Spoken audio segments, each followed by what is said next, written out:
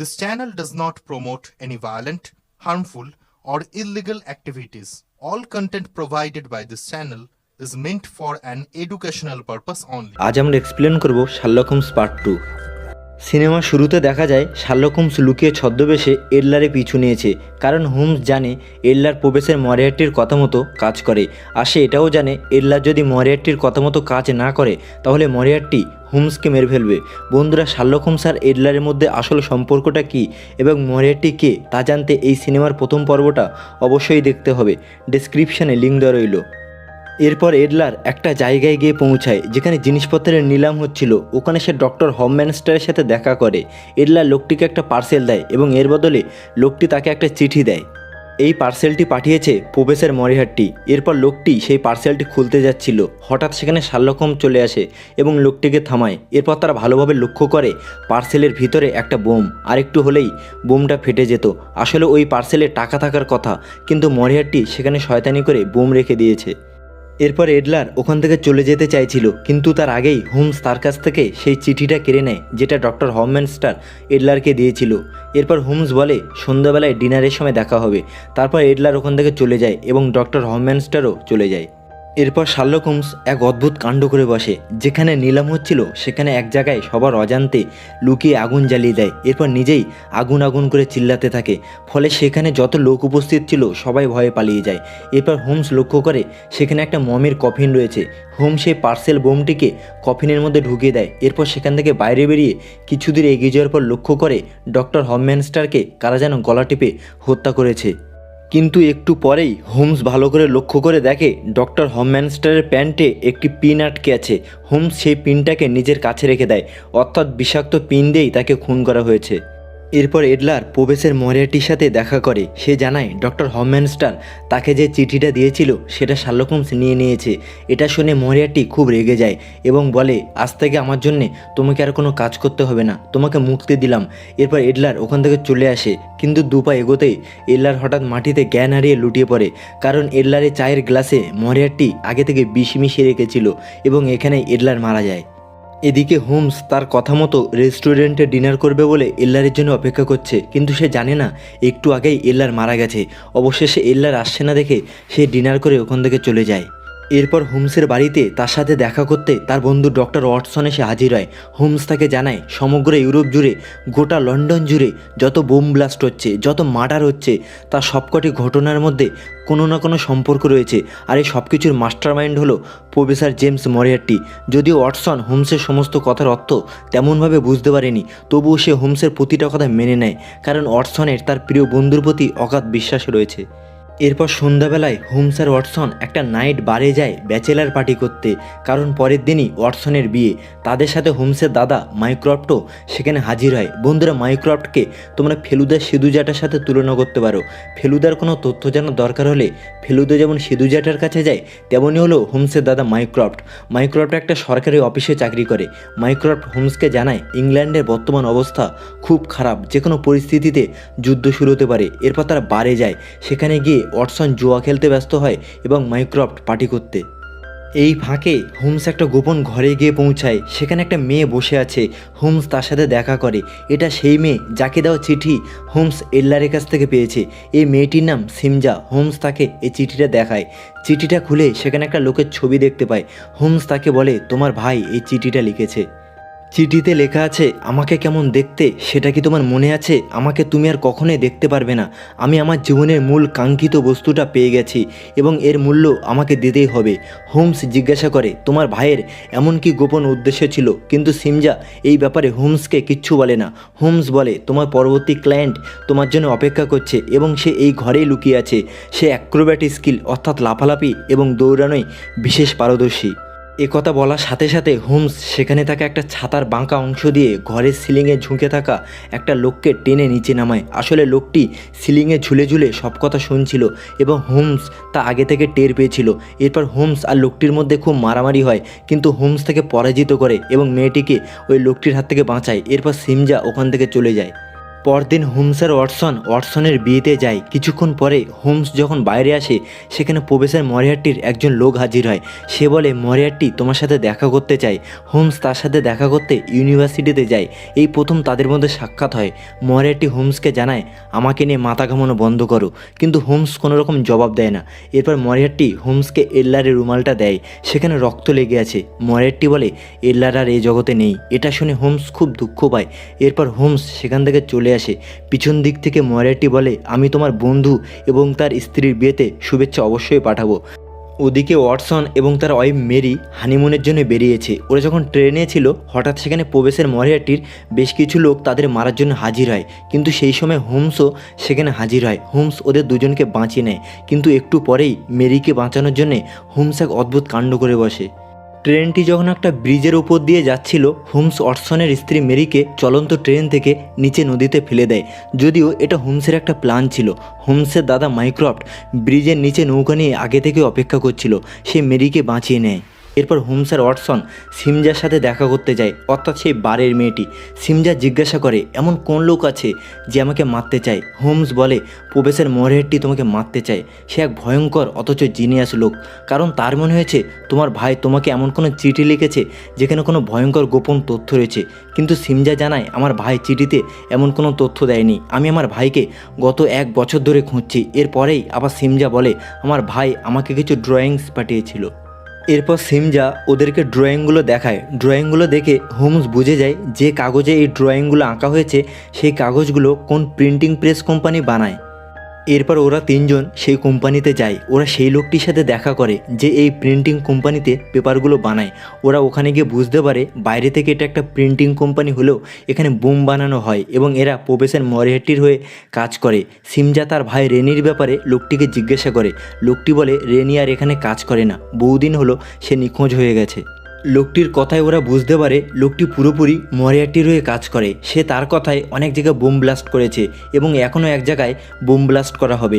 আর সে যদি bomb blast না করে তাহলে মরিয়ার্টি তাকে মেরে ফেলবে এবং আজকে রাতেও বোম ব্লাস্ট করা হবে। ওয়াটসন লোকটিকে বলে, তুমি তাহলে আমাদের বলো কোথায় বোম ব্লাস্ট করা হবে। লোকটি বলে, তোমাদের অনেক দেরি হয়ে গেছে, তাছাড়া আমারও পরিবার আছে, স্ত্রী পুত্র আছে। মরিয়ার্টিকে আমি কথা দিয়েছি।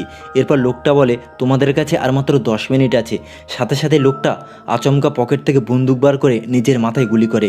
এদিকে গুলির আওয়াজ শুনে বাইরে যত লোক ছিল সবাই চমকে যায়, তারা ভিতরে আসতে শুরু করে। ওদিকে হোমস বুঝে যায় এখানে বেশিক্ষণ থাকাটা নিরাপদ নয়, কারণ বাইরে থেকে ওরা এসে ভাববে তারা এই লোকটিকে মেরেছে, কারণ ওরা তিনজন ছাড়া এখানে আর কেউ নেই। ওরা তিনজন পালাবার রাস্তা খুঁজতে থাকে। এমন সময় হোমস পিছন দিকে একটা দরজা দেখতে পায়। ওরা সেই দরজা দিয়ে একটা গোপন ঘরে গিয়ে পৌঁছায়। ওরা দেখে এই ঘরটি বোমা বানানোর জিনিসপত্রের ঠাসা, অর্থাৎ এখান থেকেই সমস্ত বোম সাপ্লাই হয়। হোমস সেখানে কিছু গোপন কাগজপত্র আর একটা কার্ডবোর্ড দেখতে পায়, আর সেই কার্ডবোর্ডে লেখা আছে ইন্টারপ্রেটার। হোমস বুঝে যায় এটা একটা সংকেত, কারণ ইন্টারপ্রেটার একটা ম্যাজিক শো, অর্থাৎ সেখানেই আজকে বোম ব্লাস্ট করা হবে। সাথে সাথে ওরা তিনজন সে ম্যাজিক শোতে গিয়ে পৌঁছায়। হোমস ওখানে একটা ছোট গোপন ঘর দেখতে পায়, বাইরে থেকে যা দেওয়ালে ইন্টারপ্রেটার লেখা আছে। হোমস সেখানে গিয়ে দেখে কোথাও বোম নেই। ইন্টারপ্রেটার শব্দটার ও স্থানে একটা ছিদ্র ছিল, সেখানে একটা দাবার গুটি ছিল। হোমস সেটাকে সরিয়ে সেখানে চোখ লাগিয়ে ভালো করে লক্ষ্য করে দূরে ব্যালকনিতে থাকা একটি লোক তাকে দূরবীন দিয়ে দেখছে, আর সে হলো প্রফেসর মরিয়ার্টি। অর্থাৎ এটা পুরোপুরি মরিয়ার্টির একটা প্ল্যান ছিল। সে হোমসকে লেজে গোবরে খেলিয়ে নাস্তানাবুদ করতে চাইছে। হোমস এবার ভালোভাবে ভাবতে লাগলো, এখানে যদি বোম না থাকে তাহলে বোম কোথায়। হোমস মেমোরি রিকল করতে লাগলো। তার মনে পড়ে গেল যে লোকটা একটু আগে প্রিন্টিং কোম্পানিতে নিজেই নিজের মাথায় বন্দুক দিয়ে গুলি করে মারা গেল, তার সাথে ওরা যখন দেখা করতে যাচ্ছিল প্রিন্টিং কোম্পানিতে ঢোকার মুখে হোমস লক্ষ্য করেছিল একজন লোক ওখান থেকে একটা বড় কেক নিয়ে বাইরে বেরোচ্ছিল, আর কেকের গায়ে লেখা ছিল হোটেল ডি ট্রিয়ম্পে, অর্থাৎ বোমটা ওই হোটেলেই আছে। সাথে সাথে ওরা তিনজন সেই হোটেলে পৌঁছায়, কিন্তু ওরা ওখানে পৌঁছানোর আগেই হোটেলের একটা ঘরে বিশাল বোম ব্লাস্ট হয়। এর ফলে ওই ঘরের যত লোক ছিল সবাই মারা যায়। এরপর ওরা তিনজন হোটেলের ভিতরে যায়। হোমস লক্ষ্য করে ওখানে বেশ কিছু সম্ভ্রান্ত বিজনেসম্যানের মৃতদেহ পড়ে আছে, অর্থাৎ এখানে কোনো বিজনেস মিটিং চলছিল। এরপর হোমস পাশের ঘরে গিয়ে তাজ্জব হয়, একটা লোককে অনেকক্ষণ আগেই গুলি করে মারা হয়েছে। হোমস পুরো ব্যাপারটা বুঝে যায়। যাকে গুলি করে মারা হয়েছে সেই লোকটি একটি কোম্পানির অনেকগুলো শেয়ার কিনেছিল আর তাকে হত্যা করেছে প্রফেসর মরিহার্টি। এর ফলে মরিহার্টি সমস্ত শেয়ারগুলো পেয়ে যাবে এবং এই কোম্পানির মালিক হবে। অর্থাৎ মরিহার্টির আসল উদ্দেশ্য ছিল এই লোকটিকে মারা। সে শুধুমাত্র হোমসকে বিভ্রান্ত করতে এই বোম ব্লাস্টটা করে এতগুলো নিরীহ মানুষের প্রাণ নিয়েছে। এরপর গোপন সূত্রে হোমস খবর পায় বোম ব্লাস্টের কিছুক্ষণের মধ্যেই মরিহার্টি জার্মানি পালিয়ে গেছে। ওরা ঠিক করে ওরাও জার্মানি যাবে, কিন্তু জার্মানি এবং ফ্রান্সের বর্ডার ততক্ষণে সিল করে দেওয়া হয়েছে, কারণ এই বিস্ফোরণে ফ্রান্স এবং জার্মানির অনেক বিজনেসম্যান মারা গেছে। বর্ডারে এখন পুলিশ টহল দিচ্ছে, কিন্তু হোমস, ওয়াটসন এবং সিমজা কোনো রকমে জার্মানি পৌঁছায়। তারা জঙ্গলের মধ্যে দিয়ে গিয়ে একটা সীমান্তবর্তী গ্রামে পৌঁছায়, তারপর সেখান থেকে ঘোড়ায় চেপে পাহাড়ি অঞ্চল দিয়ে জার্মানি পৌঁছায়। এরপর ওরা জার্মানিতে সেই ফ্যাক্টরিতে পৌঁছায় যেখানে বড় বড় হাতিয়ার, বন্দুক, বোম, কামান বানানো হয়। আর এই কোম্পানির মালিক হলো প্রফেসর মরিহার্টি। এরপর রাতের বেলায় লুকিয়ে ফ্যাক্টরির ভিতরে কেবলমাত্র হোমস প্রবেশ করে, আর ওখানে প্রবেশের আগে ওয়াটসনকে বলে আমার দাদা মাইক্রোফটকে একটা টেলিগ্রাম পাঠাও। এরপর ওয়াটসন টেলিগ্রাম করতে চলে যায়। হোমস ফ্যাক্টরির ভিতরে গিয়ে দেখে সেখানে ভয়ঙ্কর রকমের বন্দুক, বোমা, কামান। হঠাৎ আচমকা সেখানে প্রফেসর মরিহার্টির লোকজন চলে আসে। তারা হোমসকে ধরে ফেলে এবং তাকে বেহুশ করে মরিহার্টির কাছে নিয়ে যায়। ওদিকে মরিহার্টি ততক্ষণে খবর পেয়ে যায় ওয়াটসন একটা টেলিগ্রাম পাঠিয়েছে, কারণ মরিহার্টি শুধু একজন শয়তানই নয়, সে একজন জিনিয়াস, বুদ্ধিমান লোক। সে একজন প্রফেসর। গোটা ইউরোপ জুড়েই তার গুপ্তচর ছড়ানো রয়েছে। মরিহার্টি হোমসকে জিজ্ঞাসা করে, সত্যি করে বলো তুমি কাকে টেলিগ্রাম পাঠিয়েছো? হোমস তার কথা কোনো জবাব না দিয়ে ক্রমশ বলতে শুরু করে, তুমি গোটা ইউরোপ জুড়ে সন্ত্রাস ছড়াচ্ছ। তুমি চাইছো যাতে গোটা বিশ্ব জুড়ে যুদ্ধ শুরু হয়, কারণ তাতে তোমার অস্ত্র বিক্রি করা সহজ হবে। মরিহার্টি সব শুনে খুব রেগে যায়। সে আচমকা পিছন দিক থেকে হোমসকে গলায় দড়ি দিয়ে ফাঁস লাগিয়ে ঝুলিয়ে দেয়। হোমস দম আটকে ছটপট করতে থাকে। আর মরিহার্টি এতটা নিষ্ঠুর, হোমস যখন দম আটকে কাতরাচ্ছে, গোঙানি শুরু করেছে, সেই সময় মরিহার্টি ক্যাসেট চালিয়ে গান বাজাতে শুরু করেছে আর গানের তালে তালে সুর করছে। এরপর হোমস কোনো মতে এক হাত দিয়ে দড়িটা ধরে ফাঁসটাকে আলগা করে ঝুলে আছে, কিন্তু মরিহার্টি এতটা শয়তান, সে হোমসকে ধরে দোলাতে শুরু করেছে। কিছুক্ষণ পরে হোমস যখন প্রায় মৃতপ্রায় অবস্থা, সেই সময় মরিহার্টি তাকে মাটিতে নামায়। হোমস মাটিতে ছিটকে পড়ে থাকে। মরিহার্টি হোমসকে আবার জিজ্ঞাসা করে, কাকে টেলিগ্রাম করেছো? হোমসের মুখ দিয়ে কথা বেরোচ্ছে না। এরপর মরিহার্টি হোমসের কাছে যায়। হোমস কোনো রকমে মরিহার্টির কানে কানে বলে, আমার দাদা মাইক্রোফটকে। ওদিকে ওয়াটসন হোমসকে বাঁচাতে এসেছে, সে বাইরে লুকিয়ে আছে, কিন্তু মরিহার্টির লোকজন তা বুঝতে পেরে ওয়াটসনের ওপর গুলি চালাতে থাকে। আর এই লোকটি একজন নিখুঁত স্নাইপার, তার বন্দুকের গুলি মিস হয় না। এমন সময় ওয়াটসন একটা উপায় বের করে। কিছুটা দূরে একটা কামানের তোপ ছিল। ওয়াটসন কামানের নলের মুখটা ঘোরায়। হোমস আর মরিহার্টি যে ঘরটাতে ছিল ঠিক তার পাশেই একটা টাওয়ার হাউস ছিল। ওয়াটসন টাওয়ার হাউস লক্ষ্য করে কামান চালায়। সাথে সাথে টাওয়ার হাউসটা মরিহার্টির ঘরের উপর ভেঙে পড়ে আর চারিদিকে ভেঙে চুরমার হয়। এমন সময় সিমজাও সেখানে হাজির হয়। মরিহার্টির লোকজন ওদের তিনজনের ওপর গুলি চালাতে থাকে, কিন্তু ওরা কোনো রকমে ওখান থেকে জঙ্গলের মধ্য দিয়ে পালিয়ে যায়। এরপর ওরা তিনজন সুইজারল্যান্ডে হোমসের দাদা মাইক্রোফটের বাড়ি গিয়ে পৌঁছায়। ওয়াটসন মাইক্রোফটকে বলে, ইউরোপের বিভিন্ন দেশের মধ্যে বিশ্বশান্তি প্রতিষ্ঠার জন্য যে মিটিং হচ্ছে তুমি তা ক্যান্সেল করোনি কেন? কারণ মাইক্রোফট একজন সরকারি উচ্চপদস্থ কর্মচারী।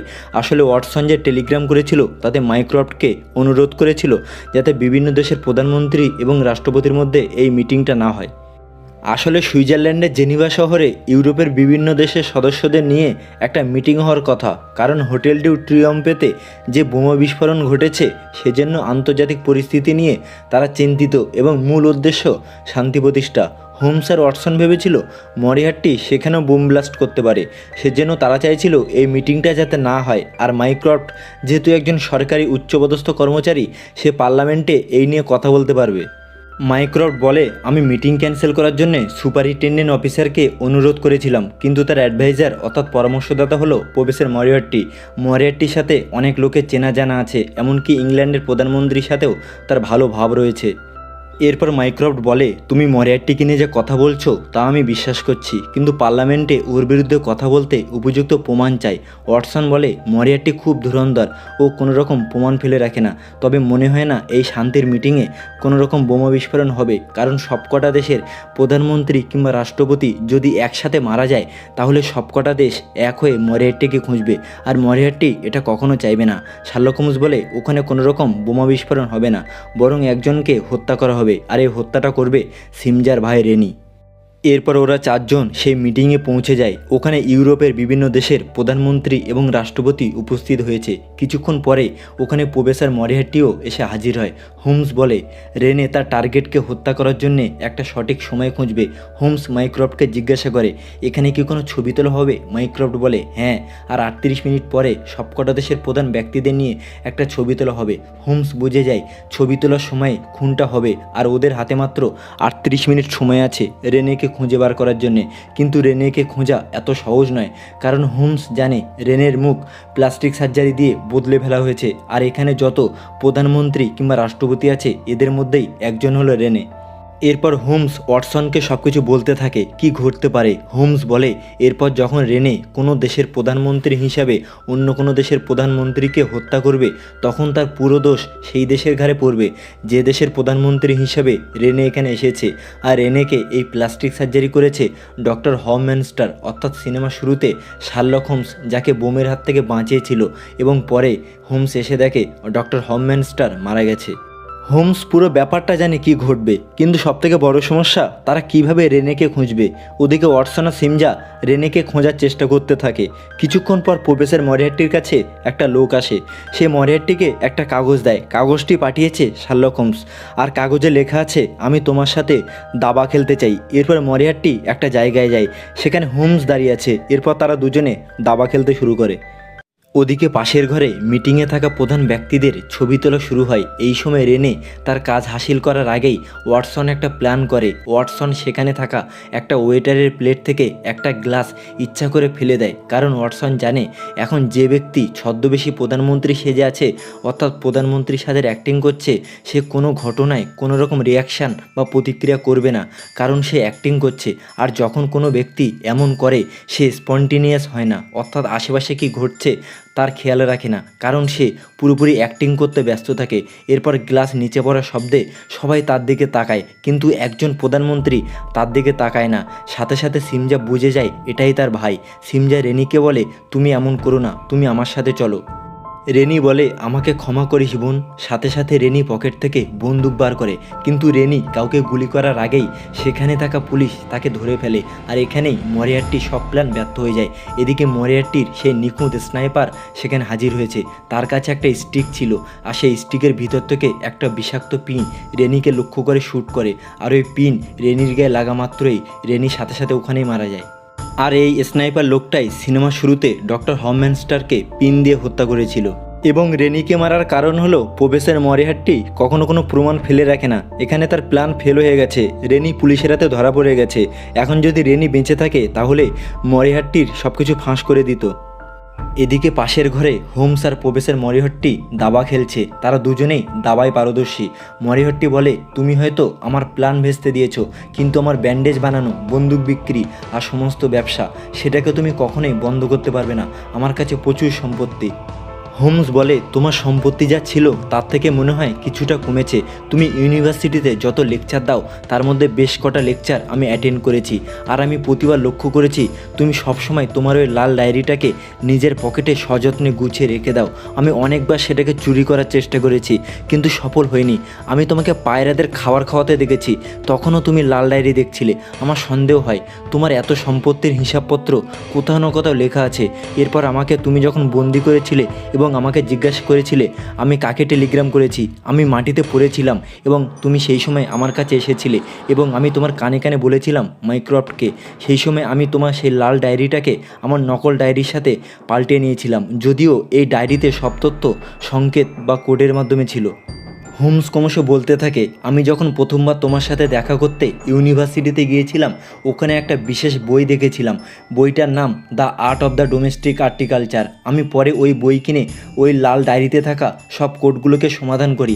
তারপরে এই সমস্ত তথ্য লন্ডনে ওয়াটসনের স্ত্রী মেরিকে পাঠিয়ে দিয়েছিলাম। তারপর লাল ডায়েরির তথ্য অনুযায়ী সমস্ত সম্পত্তিকে একজন পুলিশ ইন্সপেক্টরের সাহায্যে মেরি উদ্ধার করে। আর এই সমস্ত সম্পত্তি বিধবা স্ত্রী এবং অনাথ বাচ্চাদের জন্য দান করা হয়েছে। এটা শুনে মরিয়ার্টি তার পকেট থেকে সেই লাল ডায়েরি বার করে, তারপর দেখে সেটা নকল ডায়েরি, সেখানে বাচ্চাদের কার্টুনের ছবি আঁকা রয়েছে।